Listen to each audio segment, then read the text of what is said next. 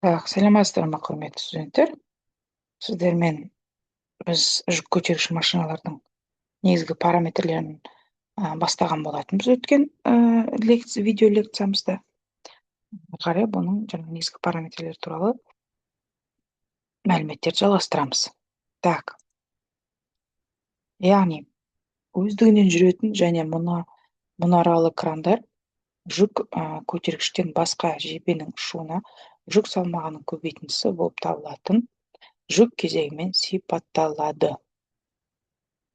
Бұл параметр кранның жұмыс кезінде құлауға қарсы тұрақтылығын анықтайды. Бұл ең басты нәрсе. Жаңағы бумның шығуы кранның айналмалы бөлігінің айналу осінен жүк көтергіш органның осіне дейінгі көлденең қашықтық. Әртүрлі механизмдердің қозғалыс жылдамдығы осы жүк көтергіш машина қатысатын технологиялық процестің талаптарына, жұмыс сипатына, машинаның түріне және оның қажетті өнімділігіне байланысты таңдалады. Тиісті стандарттар әртүрлі крандар үшін қалыпты жылдамдық қатарларын белгілейді. Кранның жүк көтергіштігі мен бірқатар технологиялық факторларға байланысты жүк көтеру жылдамдығы қазіргі көпір крандарына әдетте 25-30 метр минутынан аспайды. Кран көпірінің қозғалу жылдамдығы 100-120 метр минутына, көпір крандарының арбаларының қозғалу жылдамдығы әдетте 35-50 метр минутына құрайды. Келесі жаппай қайта тиеу жұмыстары үшін пайдаланылатын крандар үшін қозғалыс жылдамдығын едәуір арттыру болады.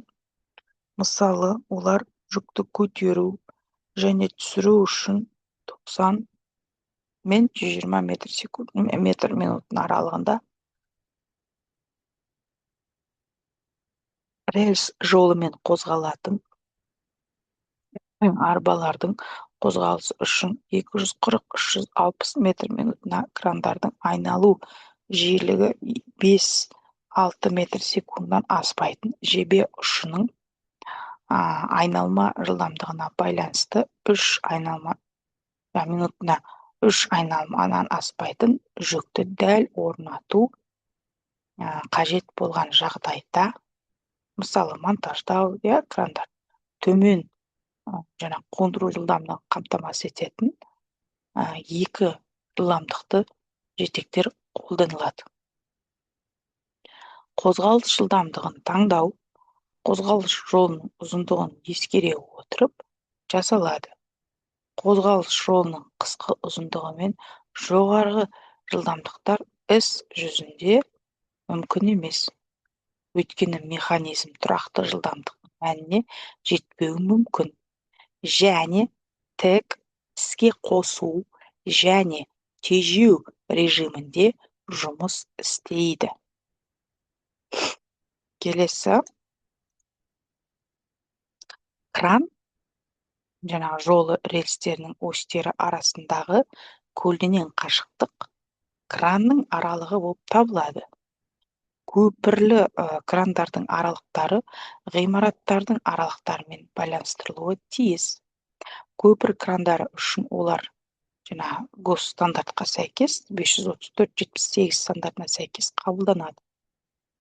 Мұнаралы және жебелі крандарға арналған көтеру биіктігі бұл кран жолының деңгейінен жоғары жұмыс жағдайында орналасқан жүк қармауыш органға дейінгі қашықтық болып табылады.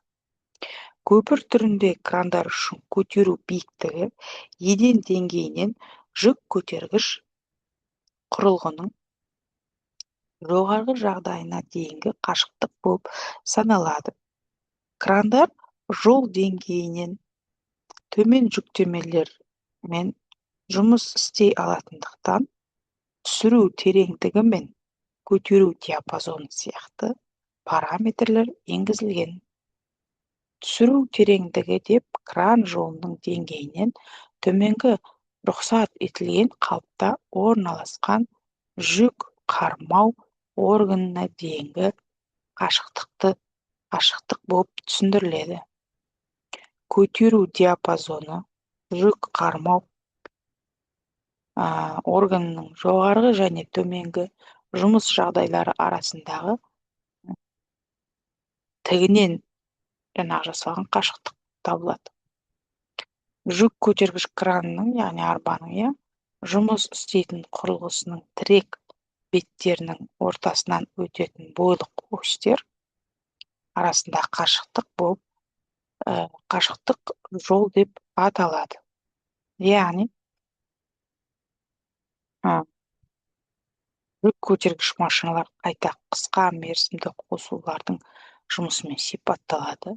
Онда жүк көтергіш құрылғы мен жүк мерзімді өзара қозғалыстар жасайды. Ал механизмдер қозғалысы бағытын дәйекті түрде өзгереді.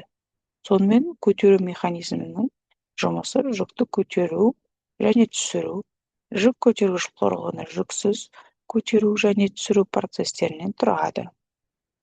Ал бұрылу және қозғалу механизмдерінің жұмысы бір бағытта және басқа бағытта жүкпен және жүксіз жүре алады.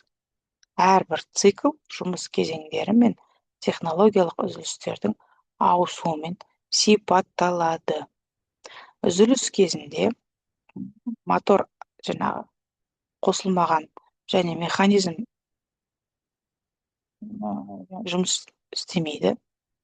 Бұл уақыт жүк түсіретін құрылғыны жүктеу және түсіру үшін және механизмнің келесі процесін дайындау үшін қолданылады. Әзірге осы. Келесі дәрісімізді келесі видеороликтан байқайсыздар. Осы сау болыңыздар.